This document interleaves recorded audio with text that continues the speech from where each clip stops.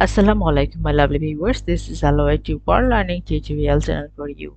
Today in this tutorial I am going to show you how to set on remember my apps in Windows 11. So for this case we will go to the setting search option that we can write the settings, or if we have used this settings option, so here I will click.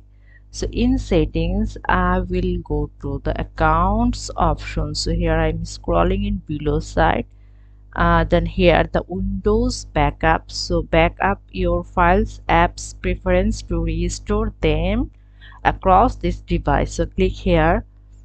So see here the things, so remember my apps. So here the get quick access to your apps on any device. So I by default it has off. Now I want to on this thing. See, the thing has been on. So in this way we can on this thing. So thank you so much for watching this video. Please subscribe this channel.